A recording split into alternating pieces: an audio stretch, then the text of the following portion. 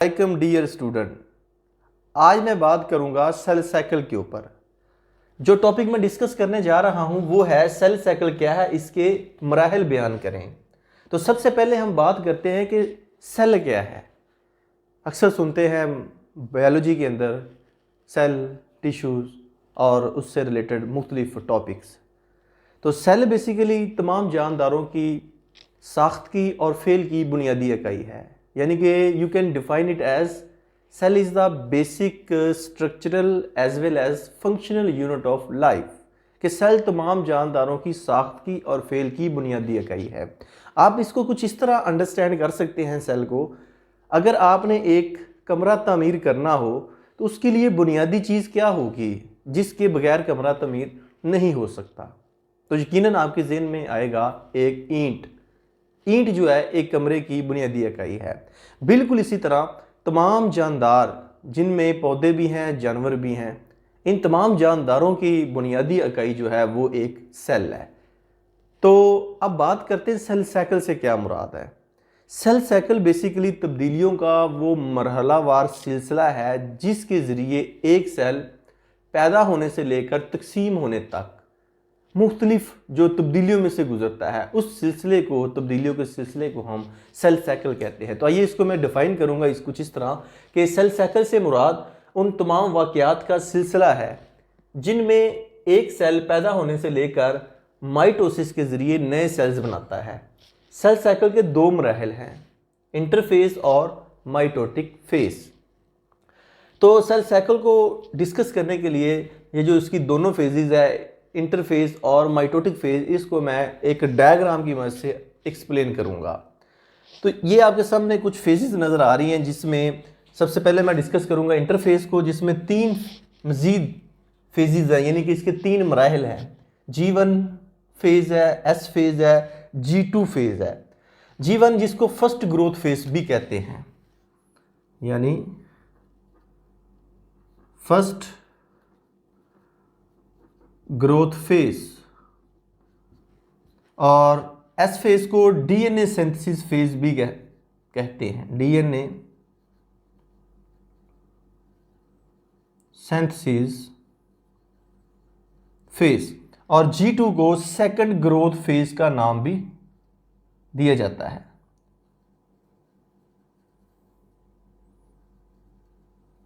तो ये तीन फेजेस है इंटरफेस की। तो आइए बात करते हैं, सबसे पहले जानते हैं कि G1 फेज में क्या होता है। G1 फेज में बेसिकली सेल अपने लिए प्रोटीन की फराहमी बढ़ाता है। अपने ऑर्गेनेलीज जैसा कि माइटोकॉन्ड्रिया है, राइबोसोम्स है, इनकी तादाद में इजाफा करता है, यानी कि तादाद बढ़ाता है और साइज में बढ़ता है। ऐसे एंजाइम तैयार करता है जो एस फेज में क्रोमोसोम की डुप्लीकेशन के लिए ज़रूरी है। यानी कि जो बेसिक इसमें स्टेप्स इन्वॉल्व हैं वो प्रोटीन की तैयारी है, ऑर्गेनेलीज की तैयारी है और साइज में इजाफा है। ऑर्गेनेलीज की बात करें तो इसमें भी हमने बात की कि माइटोकॉन्ड्रिया और राइबोसोम्स जो हैं इनकी तादाद को बढ़ाता है G1 फेज, यानी फर्स्ट ग्रोथ फेज में।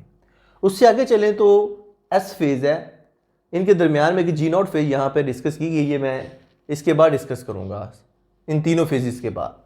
एस फेज से मुराद अभी हमने बात की है डीएनए सिंथेसिस फेज, जैसा कि नाम से ज़ाहिर है। इस फेज में सेल अपने क्रोमोसोम की कापियां तैयार करता है, जिसके नतीजे में क्रोमोसोम, यानी कि हर जो क्रोमोसोम होगा उसके पास दो सिस्टर क्रोमाटिड होंगे।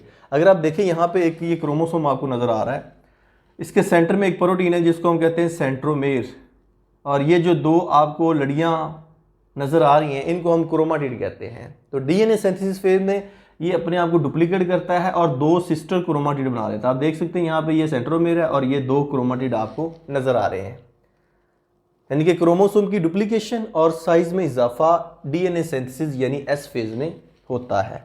उसके बाद अगर हम चलें आगे तो ये आ रही है G2 फेज। G2 फेज जैसा कि नाम से भी ज़ाहिर है कि सेकंड ग्रोथ फेज जिसे हमने अभी कहा है, यहाँ पे अगर आप देखिए तो G2 फेज में सेल वो प्रोटीन बनाता है जो माइटोसिस में स्पिंडल फाइबर्स बनाने के लिए ज़रूरी होती हैं। इसके बाद सेल डिवीजन फेज में दाखिल हो जाता है। आप यूँ कह सकते हैं कि साइज में इजाफा और माइटोसिस के ज़रिए जो ज़रूरी प्रोटीन होती है उसकी तैयारी G2 फेज़ में होती है। और उसके बाद सेल जब M यानी कि माइटोटिक फेज़ में दाखिल होता है। लेकिन माइटोटिक फेज़ में दाखिल होने से पहले मैं थोड़ा सा डिस्कस करूंगा, ये अभी जो हमने फेज़ डिस्कस करनी है G0 फेज़ है। यहाँ पे आप G0 जिसके G के साथ छोटा सा 0 लगा हुआ है, G0 फेज़ में सेल गैर मुअय्यना मुद्दत तक तकसीम होना रोक देते हैं, जैसा कि नर्व सेल्स हैं। कुछ सेल्स नीम मुस्तकिल तौर पर दाखिल होते हैं, जैसा कि जिगर और गुर्दे के सेल्स। इस तरह कुछ सेल जैसे कि एपिथेलियल सेल्स कभी भी G0 फेज़ में नहीं गुजरते और तकसीम होते रहते हैं, नए सेल्स बनाते रहते हैं। तो G0 फेज़ में जो गुजरने वाले सेल वो नर्व सेल्स हैं, जिगर के सेल्स हैं, गुर्दे के सेल्स हैं। तो ये आर्जी या मुस्तकिल यानी कि टेम्परेरी या परमानेंट तौर पर भी हो सकती है। सेल डिवीजन इसमें रुक जाती है, इसीलिए इसको G0 फेज़ का नाम दिया गया। यानी कि you can say that non dividing growth, यानी कि ऐसी स्टेज या हालत जिसमें सेल में तकसीम का अमल रुक जाता है, ग्रोथ का अमल रुक जाता है। तो इन तीनों फेजेस के बाद नेक्स्ट जो फेज़ आती है वो है माइटोटिक फेज़। जैसा कि नाम से ज़ाहिर है, माइटोटिक यानी कि डिवीजन फेज़, या आप यूं भी डिफाइन कर सकते हैं कि सेल डिवीजन यानी कि ऐसी स्टेज जिसमें सेल तकसीम होता है और इंटरफेज में सेल तकसीम होने की तैयारी करता है। और अगर देखा जाए तो 90% सेल जो टाइम है वो इंटरफेज लेती है एक सेल साइकिल को कंप्लीट करने में, और 10% जो टाइमिंग है वो माइटोटिक फेज यानी कि सेल डिवीजन फेज लेती है। अब सेल डिवीजन है क्या है?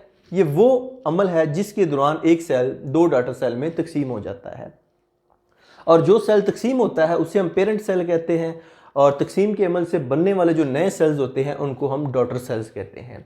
सेल डिवीजन भी दो तरह की है, माइटोसिस है और मियोसिस है। माइटोसिस वो सेल डिवीजन है जिसमें एक डिप्लॉइड सेल तकसीम होकर दो डिप्लॉइड सेल्स बनाता है, जिनमें क्रोमोसोम की तादाद कांस्टेंट होती है, यानी कि जितनी पेरेंट सेल में उतनी ही दोनों डॉटर सेल में होती है। अगर पेरेंट सेल में 46 क्रोमोसोम की तादाद है तो डॉटर सेल में भी 46 ही होती है।